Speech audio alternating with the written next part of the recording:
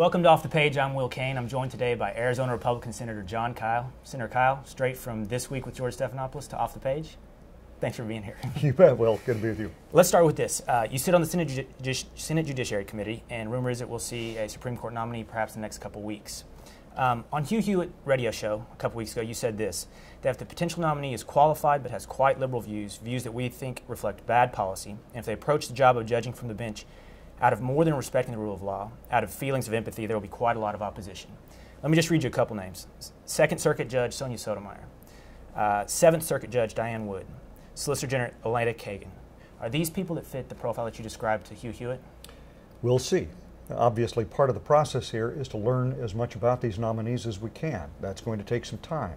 We'll want to review all of their writings, their court decisions, the opinions that they've written, speeches that they've given, and try to detect whether or not, even though they're all going to be liberal, we understand that, they will approach the job of judging from the proper impartiality that judges should approach it with, or whether they will seek to make law. At this point, have you know anything about these judges that you would be able to form any kind of those opinions yet? Not really. I got to know Elena Kagan during her confirmation process for Solicitor General, but much of the evaluation of her is going to have to await her actions as Solicitor General, and I would think it doubtful that they would move her so quickly from SG to nomination for Supreme Court. Well, then there's this. Let me ask you this. In 2005, Judge Sotomayor told Duke Law School students that appellate level courts were where policy was made. She paused and said she knows that judges do not make law. Is that a statement that would give you pause? Sure. Is that a statement that you would help define what you said to Hugh Hewitt that would garner a lot of opposition? It could be. They're not supposed to make law. First of all, they're supposed to follow the Supreme Court, and it's not supposed to make law either, although it does. We talk about this opposition, but Senator, in the end, you guys can't filibuster the nomination. You can't keep it going from a floor vote, Republicans that being. What kind of opposition can you mount? What we can do is use the confirmation process, in effect, as a teaching moment to explain to people what a judge ought to be doing on the bench and measure up the candidate with that standard.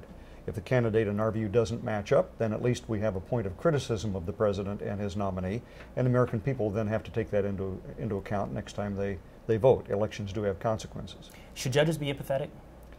Well, we should all be empathetic, but it depends on what our job is. You need to approach your job from its proper description, and the job of a judge is to be impartial, meaning to rule on the law, not your feelings. Well, let me transition real quickly to health care, and Senators Tom Coburn and Richard Burr are presenting a Republican alternative to health care this week. It's a bill that includes, among other things, individual tax credits similar to Senator McCain's presidential platform. Is that a bill you'll support? It depends.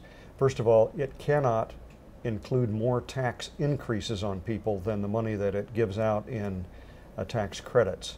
There are some other features I'll want to look at too. This will be one of several bills Republicans will come forth with as alternatives to the single-payer type of program that the Obama administration wishes. Well, and let me just back up on healthcare just to a little broader scope. It seems there's two ways to look at healthcare, either from a market perspective or a government intervention perspective. And right now, Republicans are presenting alternatives to Obama's proposals that seem to be falling somewhere in the middle. Is there a success to be found somewhere in the middle for you guys? Well, let me re-describe it. I think there is a better approach, and that is the patient-centered approach. We, of course, believe that the free market can provide the incentives for everyone to be covered with good insurance. But to talk about it in terms of the free market is not to be persuasive with the people that we have to convince.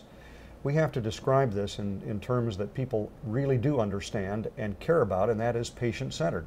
They don't want somebody to get between themselves and their doctor. They don't want to have long waiting lines, possibly even denying care that they feel is important. They don't want to lose insurance that they like already. Those are all things that we need to address in our alternatives, and I think that's the best way for us to talk about it rather than talking about the free market. Okay. Appreciate you coming in, Senator. You bet. Thanks, Will.